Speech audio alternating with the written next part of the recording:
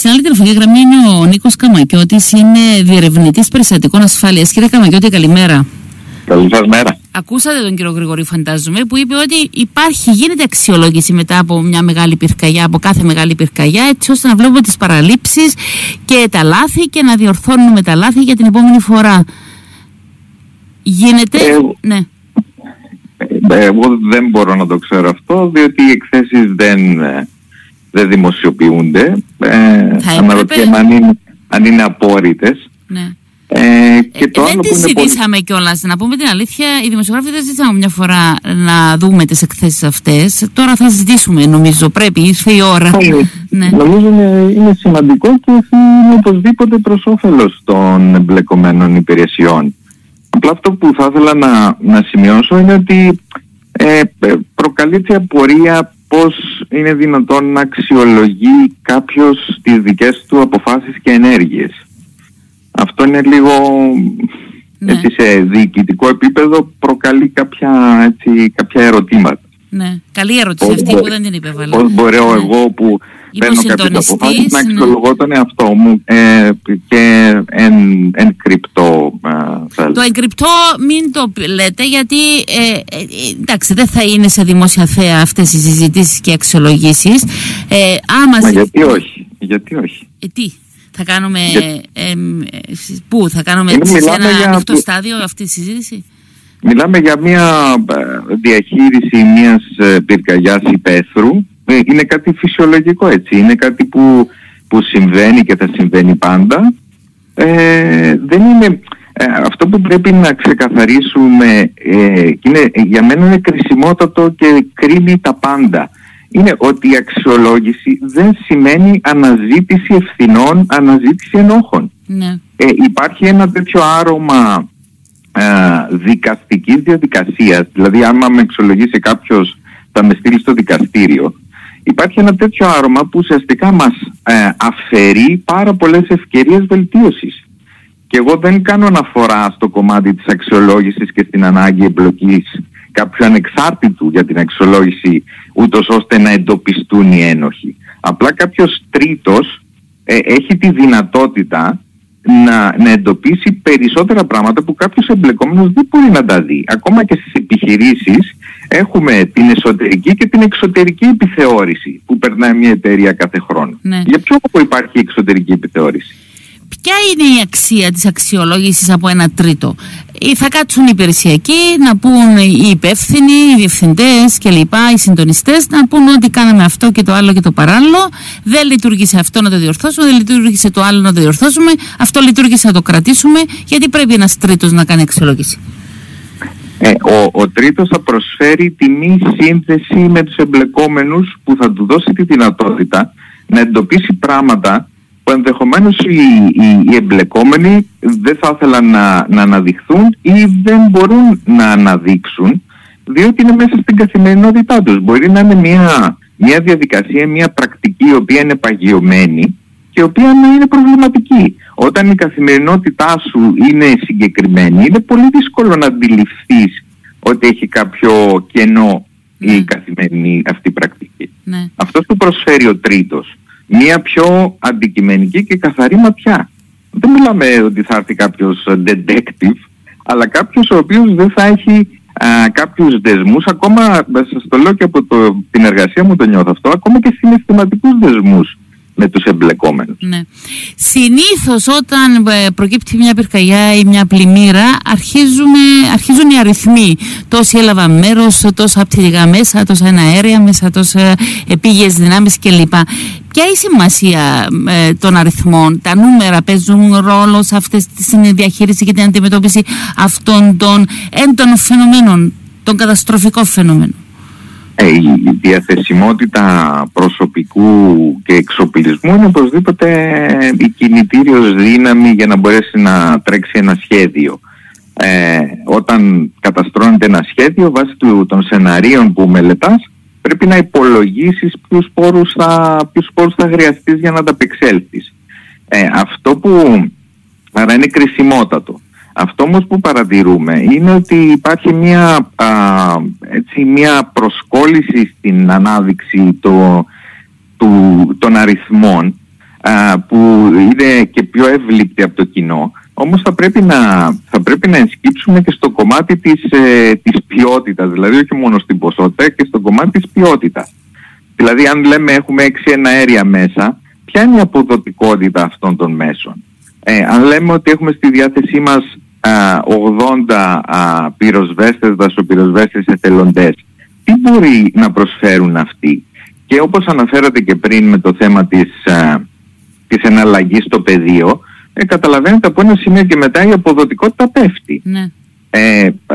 Άρα ο αριθμός και μόνο δεν αρκεί όσον αφορά την επίτευξη του αποτελέσματος. Για παράδειγμα, τώρα στην Ελλάδα με τις πλημμύρες ακούσαμε ότι η Ελλάδα έχει ένα μεγάλο αριθμό ελικοπτέρων αυτού του τύπου, ένα άλλο αριθμό ελικοπτέρων του άλλου τύπου. Χρησιμοποιήθηκαν, αξιολογήθηκαν, γιατί είδαμε και ελικόπτερα να κολυμπούν. Αυτό έχει αναπτυχθεί έτσι μια πολύ μεγάλη συζήτηση τώρα όσον αφορά την βάση της αεροπορίας στρατού στο Στεφανοβίκιο και την εικόνα των ελικοπτέρων μέσα σε ένα πλημμυρισμένο αεροδρόμιο. Αυτό που είναι το πιο σημαντικό είναι η είδηση που βγήκε ότι ο στόλος της πολεμικής αεροπορίας των ελικοπτέρων Super Puma, τα οποία χρησιμοποιούνται σε επιχειρήσεις search and rescue, διότι έχουν τέτοια συστήματα που μπορούν να επιχειρήσουν και κάτω από πολύ δυσμενείς καιρικές συνθήκες, ο στόλος της πολεμικής αεροπορίας είναι σχεδόν παροπλισμένος. Δηλαδή επιχειρούν μόνο 2 από τα ελικόπτερα που υπάρχουν. Από τα πόσα ελικόπτερα που υπάρχουν? Αν δεν κάνω λάθος είναι 16 τα ελικόπτερα. Και μόνο 2 είναι σε θέση να επιχειρήσουν ή μόνο 2 επιχειρούν? 2 είναι σε θέση να επιχειρήσουν. Ναι. Τα υπόλοιπα... ενώ αντίστοιχα το πυροσβεστικό σώμα διαθέτει 2 Super Puma που είναι και τα 2 επιχειρούν, και τα είδαμε και πάρα πολλές φορές στα δελτία ειδήσεων. Ναι. Γιατί δεν είναι το θέμα τα έχω, είναι από εκεί και πέρα και θα πρέπει να λειτουργούν και να είναι σε επιχειρησιακή κατάσταση. Ναι. Μπορεί κάποιος να πει είναι το Rescue EU που μπορεί να βοηθήσει τις χώρες σε μια τέτοια δύσκολη κατάσταση. Όχι, η άποψή μου είναι πολύ έντονη όσον αφορά την όλη φιλοσοφία του Rescue EU, διότι φαίνεται ότι έχει σχεδιαστεί με την λογική της αντιμετώπισης των πλημμυρών, που η παροχή βοήθειας σε μεταγενέστερο στάδιο είναι κάτι ρεαλιστικό που βοηθάει πάρα πολύ, διότι η διαχείριση μιας πλημμύρας παίρνει μέρες, εβδομάδες. Όμως όσον αφορά τις δασικές πυρκαγιές, βλέπουμε, εμείς είχαμε το πολύ ζωφερό παράδειγμα του Αρακαπά, που η ζημιά είχε τελεστεί και ακόμα περιμέναμε να έρθουν τα 2 κανατέρα από την Ελλάδα. Ήρθαν την επόμενη μέρα, απογειώθηκαν το επόμενο μεσημέρι. Καταλαβαίνετε, είναι θέμα χρονικού πλαισίου όσον αφορά αυτό είναι ένα θέμα που το βλέπω συνέχεια να το συζητάνε ο κόσμος μέσα οι χρήστες μέσα στα social media, μέσα στα μέσα κοινωνικής δικτύωσης. Όλοι το ξέρουμε, ότι το κατανοούμε, ότι πόσο κρίσιμο σημείο παράγοντας είναι ο χρόνος και η ταχύτητα. Και ξεσπά μια πυρκαγιά, ακούμε για ώρες ότι είναι καταστροφική, αλλά την άλλη μέρα ή την παράλληλη έρχεται βοήθεια από το εξωτερικό. Γιατί? Δεν είναι δυνατόν να προετοιμαστούν και να έρθουν αεροσκάφη και να ενταχθούν και μέσα στο σύστημα, διότι το να φτάσουν δεν σημαίνει με το που φτάνουν στην Κύπρο αρχίζουν να επιχειρούν. Πρέπει να γίνει ένας συντονισμός με τις τοπικές αρχές, να μπουν μέσα στον τοπικό σχεδιασμό και από εκεί και πέρα να αρχίσουν να επιχειρούν. Αυτό παίρνει πολλές ώρες. Το είδαμε και στην Ελλάδα με τις ατελείωτες και πολυάριθμες πυρκαγιές που υπήρξαν φέτος. Ουσιαστικά μιλάμε, επιτρέψτε μου να πω, η δική μου άποψη, δεν ξέρω αν είναι έτσι αρκετά αιχμηρή, εγώ πιστεύω ότι είναι ένα διπλωματικό εργαλείο σε επίπεδο Ευρωπαϊκής Ένωσης. Δεν βοηθούν βασικά. Όσον αφορά τις δραστικές πυρκαγιές, μιλάμε για ασχολούνται σε μεταγενέστερο στάδιο και είδαμε και στον Εύρο και δεν μπορέσαν να κάνουν και τίποτα. Ναι. Εμείς το είδαμε στον Αρακαπά, έχετε δίκιο, το συζητήσατε και πριν με τον κύριο Γρηγόριο το θέμα της πρώτης προσβολής, ειδικά στην περίπτωση του Αρακαπά που την ανάλυσα ενδελεχώς, αλλά δυστυχώς απέτυχα να μοιραστώ το αποτέλεσμα με τις αρμόδιες αρχές. Το κρισιμότατο σημείο ήταν απόλυτα στην αρχή. Ναι. Και βλέπετε σήμερα πάλι αναφέρθηκε όσον αφορά την πυρκαγιά που ακόμα τρέχει, ότι έγιναν όλα σωστά, αλλά η πυρκαγιά έφυγε. Δηλαδή, είναι όλα σε αρχή ή θέμα απόφασης. Δηλαδή, σπάω το φράγμα για να γλιτώσω την καρδίτσα, αλλά πνίγω τα χωριά. Πρέπει να πάρω τη σωστή απόφαση και να επιλέξω τι συνέπειες θα έχει η απόφαση. Ναι, είναι το θέμα ποιος παίρνει την απόφαση, με ποιες πληροφορίες και αν είναι ικανός να παίρνει τέτοιου είδους αποφάσεις. Ναι. Αυτό είναι ένα πολύ μεγάλο θέμα. Φαίνεται, πηγαίνω συνέχεια πίσω στο θέμα του Αρακαπά, το οποίο από ό,τι λέγεται διερευνήθηκε, αλλά φαίνεται ότι η στρατηγική από ό,τι λέγεται διερευνήθηκε, άρα δεν διερευνήθηκε, αυτό εννοείται. Δεν το γνωρίζω, δεν έχω δει έκθεση. Εμένα μου υπόθηκε ότι έχει γίνει έκθεση.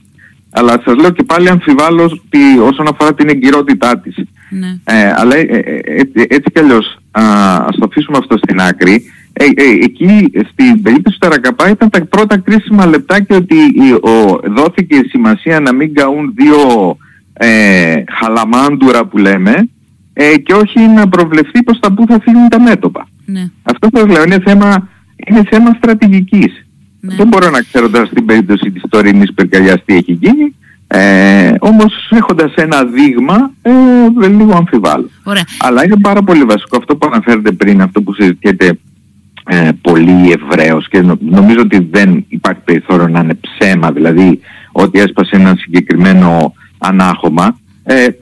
Παίρνω μια απόφαση, επιλέγω ποια περιοχή θα πλημμυρίσει, πολύ ορθά σε όρους διαχείρισης κρίσης. Προτιμώ να μην πλημμυρίσω μια ολόκληρη πόλη της Καρδίτσας, όμως γιατί δεν ειδοποιώ αυτούς οι οποίοι θα επηρεαστούν? Ναι, αυτό το μέγα ερώτημα. Ναι. Τώρα, έτσι κάτι τελευταίο κύριε Καμακή, ότι έχουν αλλάξει οι εποχές, έχουν αλλάξει τα φαινόμενα, οι πυρκαγιές, πλημμύρες, το είδαμε φέτος έτσι πολύ χαρακτηριστικά. Πώς πρέπει να αντιδρούμε στις αλλαγές στο δεδομένο, πώς πρέπει να γίνει η προσαρμογή σε νέα δεδομένα? Θα πρέπει να γίνει με την ίδια ταχύτητα που διαπιστώνουμε ότι αλλάζουν τα δεδομένα, θα πρέπει να κινηθούμε κι εμείς όσον αφορά το θέμα του σχεδιασμού. Με αφορμή τη συζήτησή μας εχθές έκανα έτσι μια μικρή έρευνα να δω όσον αφορά τα σχέδια προστασίας για τις πλημμύρες. Στο website της Πολιτικής Άμυνας υπάρχει ένα αφισάκι με παιδικά σκίτσα που δίνει, αν δεν κάνω λάθος, 6 συμβουλές σε περίπτωση πλημμύρας. Ναι. Δεν υπάρχει τίποτα άλλο. Υπάρχει ένα link που οδηγεί στο Τμήμα Αναπτύξεως Υδάτων, το οποίο είναι υπεύθυνο για το σχέδιο προστασίας όσον αφορά τις πλημμύρες. Τώρα τι λογική έχει το Τμήμα Αναπτύξεως Υδάτων να είναι υπεύθυνο γι' αυτό? Εγώ αδυνατό να το καταλάβω, για να είμαι ειλικρινής. Και ανοίγοντας το σχέδιο διαπίστωσα ότι είχε ολοκληρωθεί το 2016.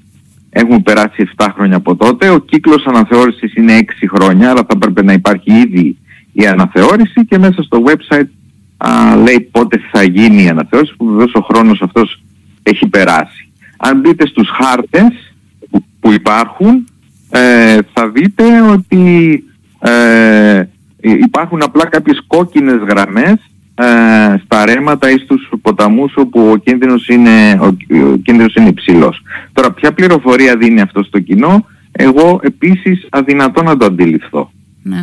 Δηλαδή από πληροφορίες που θα μπορούσε κάποιος πολίτης να αναζητήσει, και ξέρετε ότι εγώ ασχολούμαι πάρα πολύ με αυτά τα θέματα, δεν βρήκα απολύτως τίποτα χρήσιμο στις ιστοσελίδες των αρμόδιων τμήματων. Είναι ένα καλό σημείο για να αρχίσουμε μια δημοσιογραφική έρευνα για το πού μπορούμε και ποιος θα μας δώσει την πληροφόρηση αυτή εκ των προτέρων, όχι να πνιγούμε και μετά. Και να σας πω και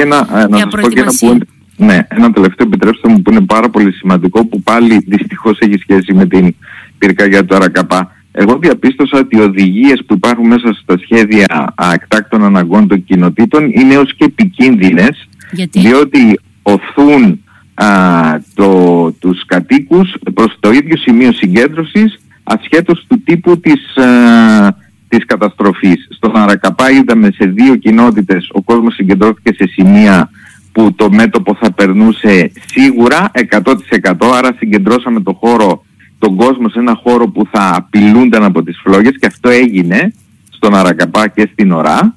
Αντίστοιχα, πιθανότατα να ισχύει το ίδιο και για τις πλημμύρες. Ναι. Όταν πάει η κοινότητα από μόνη της, ανειδίκευτοι άνθρωποι, οι οποίοι δεν έχουν ιδέα περί διαχείρισης κρίσεων, και νομίζω είναι λογικό αυτό, έτσι, είναι αιρετοί οι άνθρωποι. Ναι. Φτιάχνουν το σχέδιο, καθορίζουν ένα σημείο και ένα εναλλακτικό, χωρίς να λαμβάνουμε υπόψη μας για ποια έκτακτη ανάγκη μιλάμε. Για μένα αυτό είναι το κρισιμότερο και πρέπει να ελεγχθεί τώρα. Ευχαριστούμε πάρα πολύ, κύριε Καμαγιώτη. Καλημέρα σας. Εγώ να είστε καλά. Καλή συνέχεια. Νίκος Καμαγιώτης, διερευνητής περιστατικών ασφάλειας.